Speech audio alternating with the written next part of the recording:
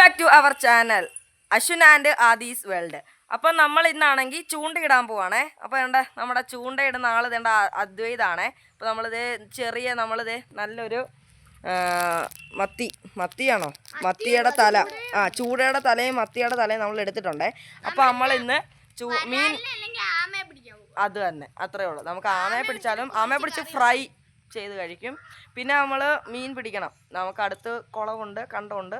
വായോ നമുക്ക് നേരെ മീനിൻ്റെ അടുത്തേക്ക് പോവാം.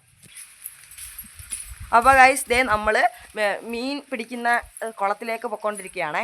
ചെറിയൊരു കുളം, നമ്മുടെ വീട്ടിൽ തന്നെ ഉള്ള ഒരു കുളമാണേ. അപ്പോൾ നമുക്ക് അങ്ങോട്ടേക്ക് പോകാം. ഇത് നമ്മുടെ ആദിയുടെ വീട്ടിലെ കോഴിക്കൂടാണേ. അവൻ മേടിച്ചിട്ടേ ഉള്ളൂ. നമ്മൾ 3 മുട്ടയായിരുന്നു ആദ്യം നമ്മൾ ഇൻക്യുബേറ്ററിൽ വെച്ച് വിരിയിച്ച് വിൽക്കപ്പെട്ടത്. പക്ഷേ ഇപ്പോൾ നമ്മൾ 20 എണ്ണം ഇൻക്യുബേറ്ററിൽ വെച്ചിട്ടുണ്ട്. ഉടനെ വിരിയും. അത് വേണ്ടവർ കമൻറ്റ് ബോക്സിൽ കമൻറ്റ് ഇടണേ. അപ്പോൾ ഗൈസ് ദേ ഇതാണ് നമ്മൾ ചൂണ്ടയിടാൻ വന്ന സ്പേസ്. ഇതേണ്ടേ അതാണ് കുളം, കണ്ടോ? അതാണ് കുളം.